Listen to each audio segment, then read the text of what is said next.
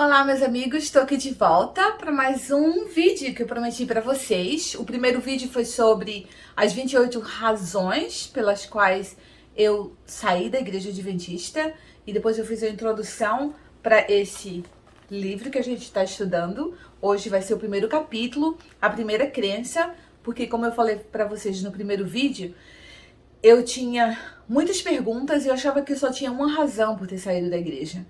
Mas eu descobri, estudando esse livro, que eu tenho 28 razões. E como eu pedi a Deus para me dar orientação, porque eu queria saber realmente se as perguntas que eu tinha ainda eram válidas e se eu poderia conseguir respostas, eu comecei a estudar a Bíblia com esse livro. E fiquei pensando e ponderando muito. E eu quero agradecer especialmente as minhas amigas Colleen Tinker e Nikki Stevenson, que moram lá na Califórnia, e elas fazem um podcast em inglês, para quem estiver interessado. É chamado Former Adventists, and é FAF. Eu vou colocar o link aqui para vocês verem. Em qualquer plataforma de podcast que você tenha, só procura e você pode encontrá-las. Mas o que eu queria dizer para vocês mais uma vez também é que o meu propósito nesses vídeos é para dar para vocês um desejo de estudar a palavra de Deus, o mesmo desejo que eu tenho de estudar a verdade, porque a mentira, falsidade dentro da palavra de Deus tem que ser rejeitada. E eu vejo que nesse livro aqui, lendo as páginas do livro, eu tenho percebido a cada doutrina, a cada crença, que todas as crenças, todas as doutrinas da Igreja Adventista são baseadas nos ensinos de Ellen White. E eu rejeito. Por que eu rejeito? Porque essa mulher é uma falsa profetisa. Eu sei, eu passei minha vida toda, cresci na Igreja Adventista e eu adorava essa mulher, literalmente na palavra, e eu tinha todos os livros dela e eu lia todos os livros e nossa, eu não fazia nada se não consultasse ela. E quando eu não conseguia entender alguma coisa na Bíblia que não fazia sentido, eu ia para os livros dela e ela dava as explicações e eu me achava a pessoa mais especial do mundo porque eu tinha os livros dela para me explicar as coisas da Bíblia. Eu estava errada, mas eu acordei e eu procurei estudar, e por isso que eu estou aqui com vocês, para deixar claro que o que importa é a gente abrir a palavra de Deus. Ninguém mais, nenhuma outra palavra. Não estou dizendo que você não pode escutar um ensinamento de um pastor aqui, uma pastor ali, um professor aqui, um professor ali. Sim, você quer. Você quer e você deve, você pode. Mas se você vê que não está de acordo com os ensinos da Bíblia, se tiver uma perguntazinha só, deixa pra lá e vai abrir a Bíblia e vai ler e vai pedir ao Espírito Santo que ele vai ensinar você. Então, o que nós vamos estudar hoje é a primeira doutrina, a primeira crença, chamada a Palavra de Deus.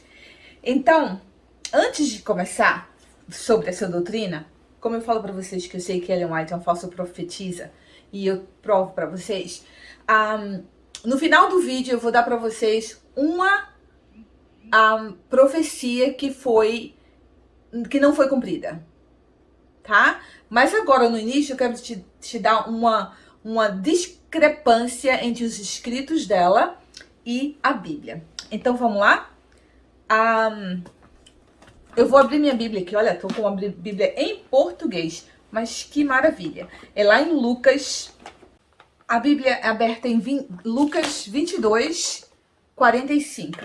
Deixa eu ler para vocês o que é que Ellen White, no livro O Desejado de Todas as Nações, páginas 686, fala com relação a esse verso do Lucas 22, 45. Com relação a quando Jesus vai para o jardim de Getsemane e ele convida os discípulos para ficarem com ele orando durante a noite. E olha o que ela fala. A fraqueza dos discípulos despertou a simpatia de Jesus. Temia que não fossem capazes de resistir à prova que lhes sobreviria em sua entrega e morte. Não os reprovou, mas disse: vigiai e orai, para que não entreis em tentação. Mesmo em sua grande agonia, buscava desculpar-lhes a fraqueza. Olha, muitas pregações eu escutei e eu acreditava que os discípulos, eles tinham sido fracos e irresponsáveis porque eles estavam ali com Jesus no momento que Jesus mais precisava deles. Eles foram fracos, que eles não conseguiram manter os olhos abertos, eles estavam cansados, enfraquecidos e não tiveram coragem de ficar orando acordado com Jesus. Então, eu sempre achava que os discípulos tinham sido irresponsáveis. Eles preferiram dormir, o conforto do descanso, do que a agonia de ficar acordado orando junto com Jesus. Era essa a mensagem sempre baseada nesse texto de Ellen White. Mas olha o que é que a Bíblia fala. Levantando-se da oração, Jesus foi ter com os discípulos e os achou dormindo, exaustos de tristeza. Você já ficou tão triste que você só queria dormir? A fraqueza dos discípulos não era preguiça porque eles queriam dormir. Eles estavam exaustos de tristeza porque eles entendiam que estava muito perto do Salvador deles ser crucificado. Mais uma discrepância. Essa eu dou agora. Próxima semana eu trago uma outra para vocês, mas no final do vídeo eu vou dar para vocês uma profecia que não foi cumprida. Então vamos para o estudo da primeira. E eu quero agradecer a Selma Lacerda, porque essa discrepância da Bíblia, quem me mandou foi ela. E muito obrigada, Selma, pela sua contribuição. Que Deus lhe abençoe e que você seja uma beriana, como você sempre é. Que você continue estudando a palavra de Deus e acreditando única e exclusivamente no que Jesus diz através de sua palavra. Muito, muito obrigada.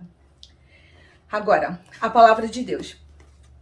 É o primeiro. Quando você lê a descrição da crença, é incrível a escolha de palavras para que o mundo cristão perceba e acredite que a Igreja Adventista é uma igreja cristã.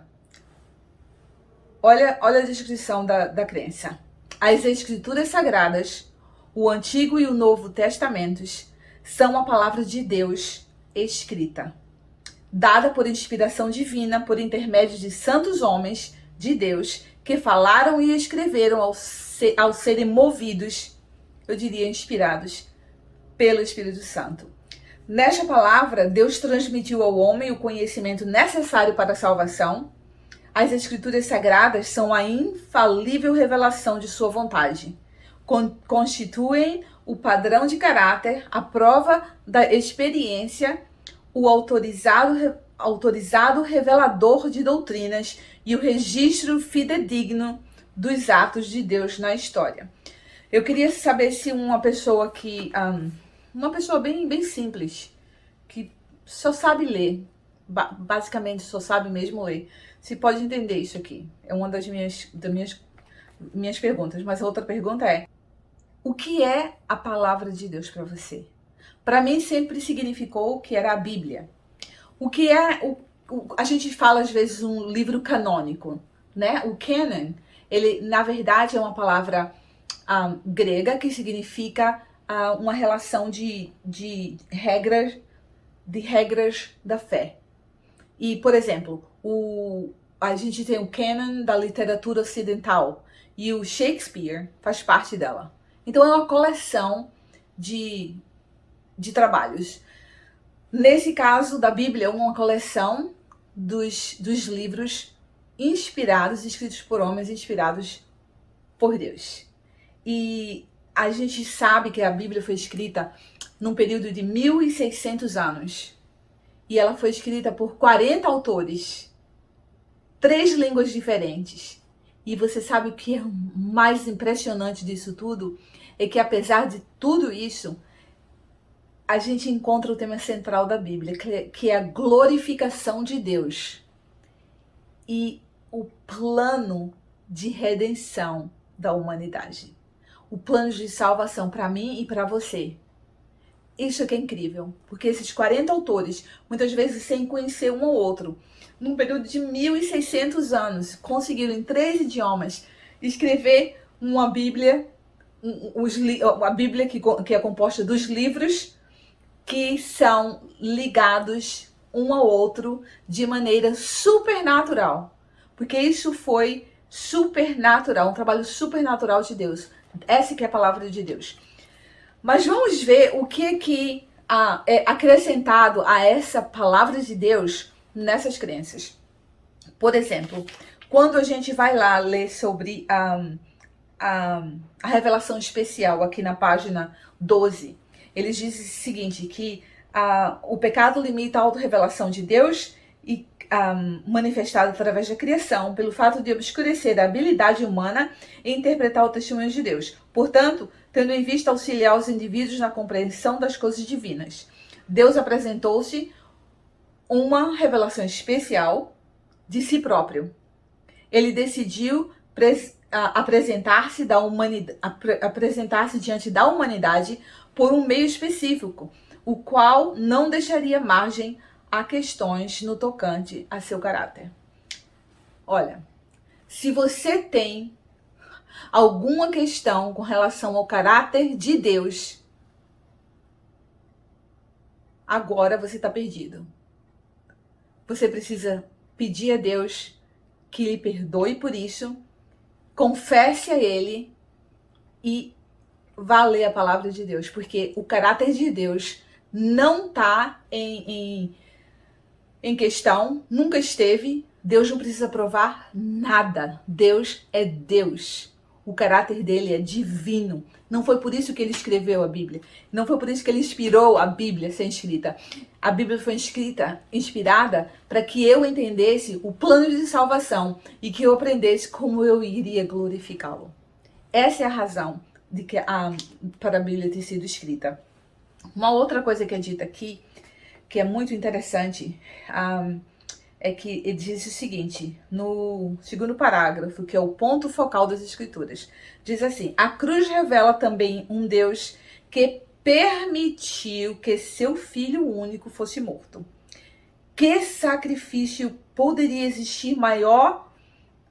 Que sacrifício? Poderia existir maior sacrifício ou mais abrangente demonstração de amor? Duas coisas que a gente tem que parar para ver na Bíblia e pensar no que é que Ellen White ensina, porque esse livro é basicamente todo tirado do Grande Conflito. Então tem a história por trás da história. E é isso que eu quero mostrar para vocês. O que é que Ellen White diz com relação a Jesus? Ela diz que Jesus foi um ser criado e ele está no mesmo nível dos anjos. Inclusive, o arcanjo Miguel é Jesus. É o que ela fala. A Bíblia não confirma isso em nenhum momento. E como ela diz isso aqui, a gente entende que também ela fala nos dos seus... Eu acho que o Grande Conflito também, eu deveria ter aqui a fonte, não tenho, mas eu vou colocar disponível para vocês. Ela diz que Jesus foi a Deus implorar, por 3 vezes ela implorou a ele para ele vir aqui, que ele pudesse vir aqui na Terra para morrer por nós. Porque Deus não queria saber, ele ia acabar com a gente, mas Jesus foi lá e por 3 vezes fez isso. Ela separa as pessoas da Trindade. Ela separa Jesus e Deus, quando na verdade a Bíblia é clara que Jesus é Deus. Deus é Jesus. Jesus é a perfeita imagem, é a glória de Deus.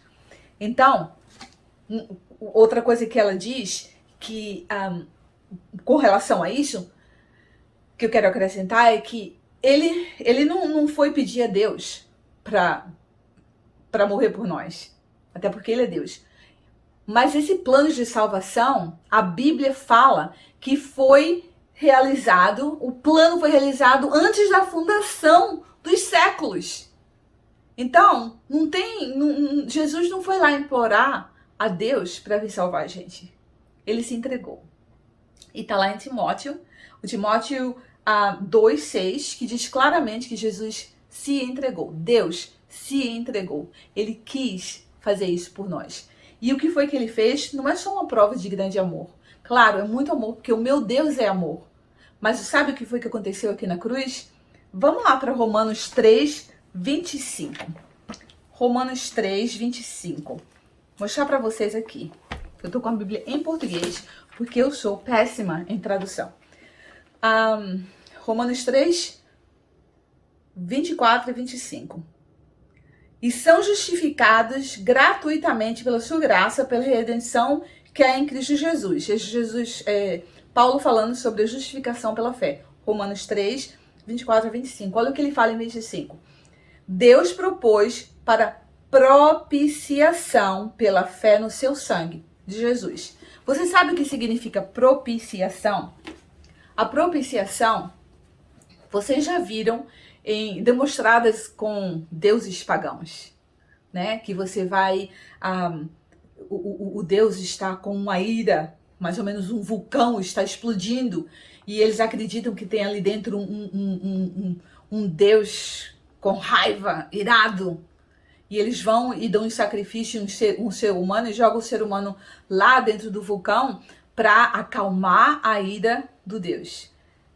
Essa é a propiciação, a imagem de propiciação. Com relação ao nosso Deus, foi exatamente isso que aconteceu. Nós estávamos destinados à ira completa de Deus, a ira destruir a gente por causa do pecado que entrou através de Adão e Eva. Mas Jesus lá na cruz, ele foi propiciação. Ele foi a propiciação que recebeu, causou a gente a receber de volta o amor, a compreensão, a aprovação de um Deus que estava irado por nós. Então, a cruz, ela recebeu e ela absorveu a ira que ia ser entregue a mim. A cruz se colocou entre mim e a ira de Deus e absorveu toda essa ira. Então, a cruz, sim, foi uma prova de amor, porque o meu Deus é amor, mas foi a propiciação e foi o poder da cruz. Ela fala aqui que a Bíblia, o centro da Bíblia é a cruz, mas o centro da Bíblia, na verdade, é a ressurreição. Porque Paulo fala muitas vezes também, lá em Colossenses, que se não fosse não fosse por causa da ressurreição, a nossa crença seria em vão. Ele não diz que é por causa da crucifixão que a nossa fé seria em vão. Então, sim, obrigada, Senhor, porque a cruz ocorreu, porque o Senhor se colocou entre mim e a ira de Deus, porque a cruz se colocou entre a ira de Deus e a mim. Mas, principalmente, porque o poder da cruz aconteceu, é que Jesus foi ressuscitado. Ele ressuscitou a si mesmo, porque ele era Deus. Entendeu? Então, a gente precisa tomar cuidado o que a Bíblia diz e o que Ellen White ensina. Porque a gente fica... É muito preocupante, porque muitas vezes a gente quer acreditar que a Igreja Adventista é uma igreja, mas na verdade é uma seita. Porque tudo é completamente inspirado pelos ensinamentos de Ellen White. Olha aqui na autoria das escrituras o que é falado aqui na página 14. Diz o seguinte: os autores bíblicos destacaram frequentemente o fato de que não eram originadores de suas mensagens. Eles a recebiam das fontes divinas. Através da revelação divina, eles haviam sido habilitados a ver. Para mim, isso aqui já está me cheirando como eles estão preparando os leitores, os membros da igreja, para aceitarem a doutrina do espírito de profecia, que é a doutrina que você tem que dizer que você acredita que Ellen White é uma profetisa. e mandada por Deus. Porque se você não acreditar, você não pode nem se batizar. Eu digo isso porque aconteceu comigo isso. Eu queria voltar para a igreja, eu achava que eu deveria. Eu perguntei a um pastor se eu poderia voltar para a igreja e ele disse: você só volta se você acreditar na Bíblia, eu acredito 100%, e nos livros de Ellen White, porque ela é a profetisa da igreja. E eu falei: não, obrigada. Olha aqui. Olha o que Gálatas fala. No Gálatas 1:8. Olha o que Gálatas fala. Gálatas 1:8. Por que eu nunca vi isso? Em todos os meus anos dentro da igreja. É como se tivesse um véu por trás, na frente dos nossos olhos. Mas com certeza nos olhos espirituais. Porque olha o que Paulo fala aqui. Gálatas 1:8. Mas ainda que nós mesmos, falando dele e dos outros apóstolos que tinham ido lá para falar para o povo de Gálatas. Ainda que um de nós, ou um anjo do céu, vos anuncie outro evangelho, além do que já vos anunciamos, que seja anátema, maldição. Você sabe que Ellen White tinha um anjo que levava ela para os cantos e mostrava as coisas para ela. E mostrou para ela que o evangelho, que Paulo diz assim, se alguém ensinar um evangelho diferente desse, deixa eu mostrar para você qual é o evangelho que Paulo fala. Lá em Coríntios 15, lá no livro de Coríntios 15, primeiro livro de Coríntios 15. Olha o que Paulo fala que é o evangelho. Irmãos, desejo lembrar-vos o evangelho que já vos tenho anunciado, o qual recebestes e no qual permaneceis, que é: Cristo morreu por nossos pecados, segundo as Escrituras, e que foi sepultado e que ressuscitou ao terceiro dia, segundo as Escrituras. Esse é o evangelho eterno.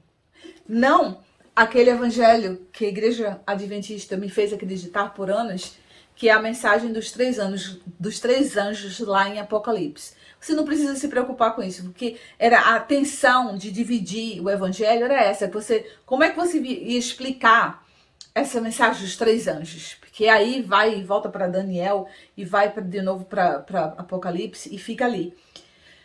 E era muito difícil. Para mim, era difícil.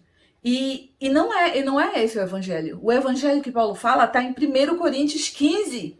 É o que você deve falar para todas as pessoas com quem você encontra. Porque você precisa acreditar que Jesus foi enviado por Deus para morrer pelos seus pecados de acordo com as Escrituras. Ele morreu de acordo com as Escrituras. Ele foi sepultado por 3 dias. E ele ressurgiu de acordo com as Escrituras. E ele está sentado à direita do Pai. E ele vai voltar muito em breve. Esse é o evangelho. Isso é que as pessoas precisam acreditar. Não na mensagem dos 3 anjos. Na verdade, são 6 anjos. Né? É uma complicação. Mas é isso que eu quero mostrar para vocês. Tudo aqui é para defender Ellen White. É impressionante, como eu já falei para vocês antes. Não dá para ler se você não entendeu o que está entre as linhas, e você só entende o que está entre as linhas quando você sabe quem é Ellen White e o poder que Ellen White exerce dentro da igreja adventista. Muita gente se batiza sem saber. Oh, ela é tão boazinha, ela tem uma mensagem de saúde muito legal, é maravilhoso, né? Mas você vê as coisas que ela escreveu que são contra a palavra de Deus, profecias que não foram cumpridas, e anátemas, coisas que ela diz que é absurdo, que são heresias que eu encontro dentro da Bíblia, e durante esse estudo a gente vai ver. E eu não quero que você seja, vou sair da igreja adventista agora por causa disso. Não é o meu objetivo. O meu objetivo é que você vá, para a Bíblia. Eu tenho um pedido para vocês. Parem de ler a lição da escola sabatina. Olha só, eu trabalhei numa das uniões no Brasil como obreira e eu era assistente do pastor do departamental de escola sabatina. Eu era a maior defensora da escola sabatina. Eu era a maior estudiosa das lições da escola sabatina. Mas as lições da escola sabatina, elas são empacotadas, são estudos prontos, baseados nos livros de Ellen White, com alguns versos da Bíblia aqui e ali, para dar certo com os escritos, porque os líderes na igreja, eles vão para lugares impensáveis, para distorcer a Bíblia, para fazer dar certo com os ensinos de Ellen White. E é muito, muito ruim isso, porque é um anátema, não é nem ruim, eu não tenho nem palavra para isso. Porque é adicionar uma coisa que a gente sempre foi escrito, a gente sempre foi ensinado dentro da igreja, que quem adicionar ou tirar da Bíblia é um anátema, é uma maldição também, né? Mas é exatamente isso que tem sido feito dentro da igreja adventista para defender essa mulher chamada Ellen G. White. Então, leiam a Bíblia. Parem de estudar Ellen White, parem de ler a lição da escola sabatina. Eu digo para vocês, a lição da escola sabatina está ensinando coisas erradas porque estão baseadas nos ensinos de Ellen White. Então, eu queria que a igreja, que alguém se levantasse de coragem e dissesse, a gente vai refazer isso aqui. E a gente vai refazer isso para a honra e glória de Deus. E a igreja adventista vai ter as crenças baseadas única e unicamente na palavra santa de Deus. Por isso que eu tô aqui com vocês. Então vamos seguir adiante. Ela também diz assim, ele fala aqui sobre a inspiração das escrituras. Ela diz assim, eu digo ela porque quando eu leio esse livro, eu tenho a impressão que eu tô lendo os livros de Ellen White. Aqui no livro é dito o seguinte, no terceiro parágrafo da página 15. Os homens, não as palavras, foram inspirados na Bíblia. Então, isso aí, mais uma vez, é a preparação para você ver o que é que Ellen White escreveu e ela não era perfeita. E ela cometeu alguns erros, né? Isso significa que a Bíblia não é a maneira de pensar e exprimir-se de Deus. Existe uma exceção nesse caso, que eles dizem aqui, que são os 10 mandamentos, que foram dados exclusivamente por Deus e que foram escritos pelo dedo de Deus.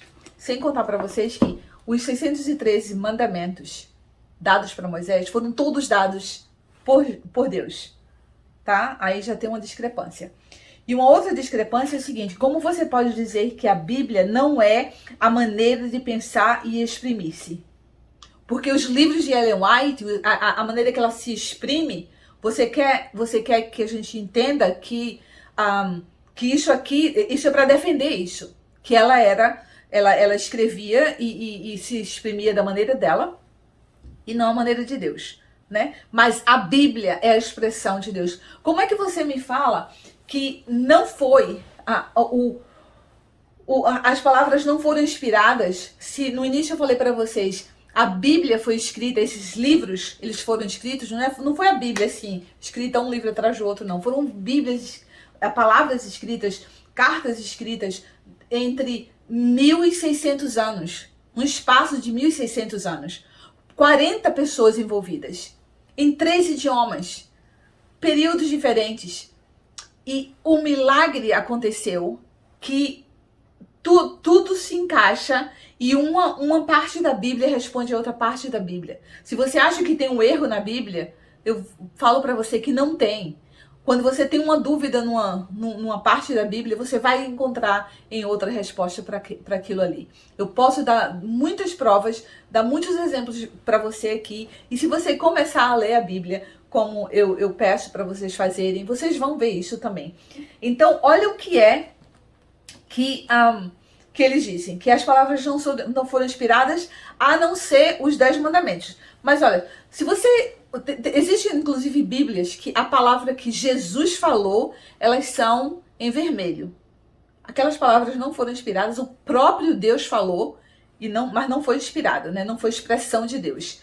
Por exemplo, olha o que é que Hebreus 1:3 fala com relação ao que é a expressão de Deus. Hebreus 1:3. Olha o que que fala aqui. O Filho é o resplendor da sua glória e a expressa imagem da sua pessoa. Ou seja, Jesus é a perfeita expressão de Deus. Como é que você fala aqui que as palavras da Bíblia, nos seus 10 mandamentos, foram inspirados? Não foram inspirados. A palavra de Deus, do Gênesis ao Apocalipse, é uma inspiração completa, supernatural. Porque homens escreveram no período de 1600 anos, 40 pessoas em 3 idiomas diferentes. Vocês já tentaram fazer alguma coisa com relação a isso? E dá certo de um lado para o outro, de cima para baixo? É o meu Deus. O meu Deus inspirou as palavras na Bíblia. Você só precisa ler e ver do que eu estou falando. Porque quem não teve inspiração foi a Ellen White.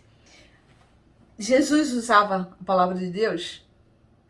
A própria palavra dele? Claro, ele muitas vezes ele falava e se referia aos profetas. Ele se referia às leis que foram dadas a Moisés. E ele sabia da autoridade da Bíblia. A Bíblia tem autoridade. Outra coisa que fala aqui e que eu concordo. E diz assim, no mesmo capítulo que a gente está lendo, na página 22. O Espírito Santo é a autoridade das Escrituras. O mesmo ocorre com a palavra de Deus escrita, para você entender. Sem a iluminação da mente humana pelo Espírito, a Bíblia jamais poderá ser corretamente entendida ou reconhecida como expressão autorizada da vontade de Deus. Mas eu só quero dizer para vocês uma coisa. Não é a inspiração, não é a iluminação da mente humana. Se bem que a parte cognitiva, ela tem uma parte nisso aí, é como eu sei ler, como eu sei entender as coisas, né? Mas para eu entender a Bíblia, eu preciso de uma coisa além da inteligência. Porque, olha, eu passei a minha vida lendo a Bíblia e eu não entendia. Porque não era só a inteligência de ir e entender o que a Bíblia estava dizendo e de fazer, encaixar nos ensinamentos de Ellen White. Vou mostrar para vocês lá em João 3. Vamos lá para João 3. Vocês sabem o que é falado lá em João 3? Você lembra do Nicodemos, quando ele procurou Jesus na calada da noite? Porque ele achava que Jesus era o Filho de Deus. Ele era vindo de Deus, porque ele chegou para Jesus e disse assim, olha, você tem que ser de Deus. O Senhor ninguém faz o que o Senhor faz, o que você faz aqui, se não for da parte de Deus. Então ele sabia. E graças a Deus a gente sabe no final do livro de João que Nicodemos ele foi salvo, porque ele foi um dos que trouxe o material para ungir o corpo de Jesus na cruz. E não se preocupou mais de estar público e todo mundo viu que ele acreditava no Filho de Deus, aquele que tinha sido crucificado pelos judeus. Olha o que ele diz aqui e o que Jesus responde. Ele diz assim, Jesus fala para ele, na verdade eu te digo, que se você não for nascido de novo, você não pode ver o reino de Deus. E ele ficou sem entender, ele falou assim, nascer de novo? Como assim? Eu vou entrar de volta no ventre da minha mãe? Não. Lembra o que aconteceu com Adão e Eva, quando eles caíram? Antes da queda, Deus tinha falado para eles, vocês não podem comer do fruto dessa árvore do conhecimento do bem e do mal, porque no dia que vocês comerem, vocês vão morrer. Adão e Eva comeram do fruto e eles não morreram. Não fisicamente, mas houve uma morte. Foi a morte espiritual. E é uma das coisas que é muito difícil acreditar e aceitar na Igreja Adventista, porque a Igreja Adventista não ensina a existência do Espírito. E não entende que a partir de Adão, todos nós nascemos com as mesmas características espirituais de Adão e Eva depois da queda. Todos nós, como Efésios fala, nós nascemos mortos espiritualmente.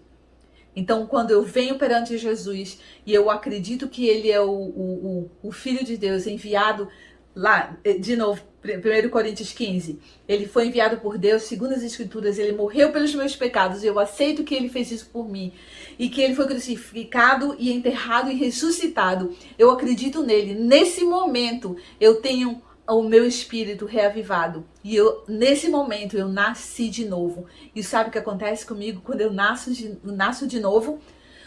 O meu espírito, que se comunica com o espírito do meu Criador, me dá condições de abrir os meus olhos e entender a palavra de Deus como eu nunca tinha entendido antes. Então eu peço uma coisa para vocês, e eu me emociono quando penso nisso, porque era a minha situação. Eu estava fazendo tudo direitinho dentro da igreja adventista. Eu estava seguindo todas as coisas, mas eu tenho quase certeza que eu não tinha nascido de novo. Eu dizia que acreditava no Jesus que Ellen White ensina. Eu dizia que acreditava no Deus que criou todas as coisas de acordo com a maneira que Ellen White ensinava. Mas hoje eu acredito no Jesus que é mostrado para mim nessa Bíblia, nessa palavra santa de Deus. Eu acredito no Deus que me ama e que morreu por mim na cruz, de acordo com a explanação dada aqui na palavra dele. E eu queria que você fosse perante o Senhor agora e perguntasse: Senhor, eu não entendo, mas eu quero nascer de novo. Do jeito que o Nicodemos pediu e que a Debbie está falando agora. Então, pergunta para ele como é nascer de novo. Você ora só para ele e diz: Senhor, eu acredito que o Senhor é o Filho de Deus, que veio para morrer pelos meus pecados, e eu peço perdão pelos meus pecados, e eu quero que o Senhor seja o centro da minha vida. E é por isso que eu estou fazendo esses vídeos aqui, porque eu quero que você seja nascido de novo, porque não há nenhuma outra possibilidade de ver o reino de Deus, a não ser se você for nascido de novo. Então, a gente sabe, e uma das coisas que me dá a urgência de fazer esses vídeos para vocês, é que para pedir para vocês pararem de perder tempo com coisas que não são relevantes, porque as coisas que são relevantes de verdade estão sendo ofuscadas pelas coisas que não são relevantes. E vocês estão perdendo o que está acontecendo, porque vocês estão apegados com coisas que falaram para vocês e vocês acreditaram. Por exemplo, eu falei para vocês que a Ellen White, ela é uma falsa profeta, e que no final do vídeo eu ia dar um exemplo. Por exemplo, vou dar um exemplo, por exemplo, ela disse que Jerusalém, ela falou, tá no livro Primeiros Escritos, página 75. Esse daqui eu vi em inglês, mas eu acho que a página deve ser diferente. Eu deveria ter pedido a minha amiga para ver no livro em português, mas eu vou fazer isso da próxima vez. Mas esse livro agora é Primeiros Escritos, página 75. Foi escrito em 1882. Olha o que ela fala. Com relação a Israel, eu vejo que pessoas são chamadas para irem para Jerusalém, dizendo que existe algum trabalho para ser feito antes da volta de Jesus. Mas me foi mostrado, deve ter sido aquele anjo que levou ela, que a antiga Jerusalém nunca será reconstruída. Olha, ela fez essa profecia, como uma amiga minha fala, uma profetada. Ela, em 1888, você sabe que o Estado de Israel já estava há quase 2000 anos sem ser uma nação, desde a destruição, e passou pelas cruzadas, e estava destruída, um deserto árido, com poucas construções, com muita destruição, na verdade. E era essa a visão que a Ellen White provavelmente tinha tido de jornais, de fotos, e talvez de alguém ter ido lá e ter contado de como era. Então ela falou que ela viu, foi mostrado numa visão, numa das grandes visões que ela tinha, porque ela tinha muitas visões todos os dias, por um grande período de tempo. E ela disse que foi mostrado para ela que Jerusalém nunca mais seria reerguida, reconstruída. Eu tenho amigos que moram em Jerusalém. Jerusalém é uma cidade linda. Aliás, todo Israel é um país lindo e muito crescendo a cada dia mais e produzindo maravilhas cada dia mais.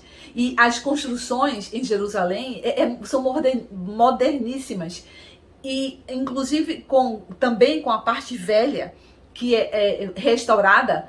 É uma cidade que, se você puder ir em Jerusalém, eu aconselho. Um dia você vai, quando Jesus estiver reinando do trono de Davi, como ele prometeu, de acordo com as escrituras, né? Mas agora, se você procurar na internet, você vai ver imagens lindas de Jerusalém. Então, a profecia sobre Jerusalém nunca mais ser construída não foi uma profecia cumprida. Porque Jerusalém está construída e muito bem, obrigada. Então, essa foi a profetada dela. Por que eu falo para você essas coisas também? Além de querer que você vá ler a Bíblia. É porque eu tenho visto que muita gente tem mandado vídeos, tem muitos vídeos aí pelo YouTube de pessoas fazendo um terrorismo espiritual. Eu falo isso, terrorismo espiritual, por quê? Porque eles ficam fazendo medo nas pessoas. Olha, o Papa vai assinar o decreto dominical. Esse decreto dominical, pelo amor de Deus, aonde que vocês tiram isso? Ah, tá, dos escritos de Ellen White. Mais uma vez, não está aqui na palavra de Deus. Porque lá em Apocalipse 14, o que é falado é que a besta, a marca da besta, é um número, é um número de homem. É o que a Bíblia fala. É um número e não é um dia. Eles dizem que a marca da besta é o domingo. Não tem isso na Bíblia. Ellen White falou. Então, ao invés de você ficar seguindo essas pessoas fazendo esses terrorismos sobre a volta de Jesus, sobre o que vai acontecendo na volta de Jesus, que é esse tal de decreto dominical, eu queria mostrar uma coisa para vocês que foi o próprio Jesus quem falou. É uma profecia dada pelo próprio Jesus. Então, ao invés de procurar saber o que está acontecendo com a profecia que Ellen White falou, que é uma profecia furada, por que você não presta atenção numa profecia que foi dada por Jesus? O meu Deus, o seu Deus, o Deus de Abraão, Deus de Isaac e Deus de Jacó. Lá em Mateus 24, 32. A partir do 32, ele diz assim... ele está falando sobre a vinda do Filho do Homem, a vinda dele próprio, a segunda vinda. Ele diz: aprendei agora esta parábola da figueira. Quando já os seus ramos se tornam tenros e brotam folhas, sabei que está próximo o verão. Igualmente vós, quando virdes todas estas coisas, sabei que ele está próximo às portas. Em verdade vos digo que não passará esta geração sem que todas essas coisas aconteçam. Ele está falando de uma figueira que floresce. Quando você vê a figueira florescendo, você sabe que a volta dele está próxima. E ele diz mais, essa geração... Aí muitas pessoas pregam, e eu escutei falando que era a geração que ele estava falando lá. Não, ele está falando esta geração que vai ver esta figueira florescer, não vai passar antes que Jesus volte. Então, para você que está esperando uma profecia dada por uma profetisa falsa sobre seja o que quer que seja, mas agora é o tal do decreto dominical, Jesus está falando para você que a geração que viu a figueira florescer não vai perecer antes que ele volte. A figueira aqui é Israel. A figueira estava morta e ela foi ressuscitada. Poderia um país nascer, uma nação nascer em um dia? Perguntou o profeta. Sim, através de Ben Gurion, em 1848, Israel reviveu, se tornou uma nação outra vez. 5 dias depois, teve uma guerra declarada pelas nações ao redor. Isso é tudo história. E mesmo sem ter o exército, Israel, uma nação que tinha acabado de renascer, ganhou a guerra. Se você não vê a mão de Deus nisso, e a partir de 1948, Israel só tem crescido e tem se transformado em bênção para todas as nações. Agora, ele fala, a geração que viu essa figueira florescer não passará antes que eu volte. 1948 para 2021, Eu sou meio ruim de matemática, mas é 74, 75. O que a Bíblia fala do que uma geração? Uma geração, a idade do homem é chegar a 70, 75, depois disso é canseira, né? Então, a gente está às portas, ao limiar da volta de Jesus. E ele vai vir para aqui, para essa terra. Ele vai arrebatar você e ele vai arrebatar a mim e a todos aqueles que acreditam que ele é o Filho de Deus e todos aqueles que nasceram de novo e estão prontos para recebê-lo, porque ele está às portas. Então, que Deus abençoe vocês. Vão para a Bíblia, leiam a Bíblia e a gente se vê na próxima semana. Fiquem com Deus.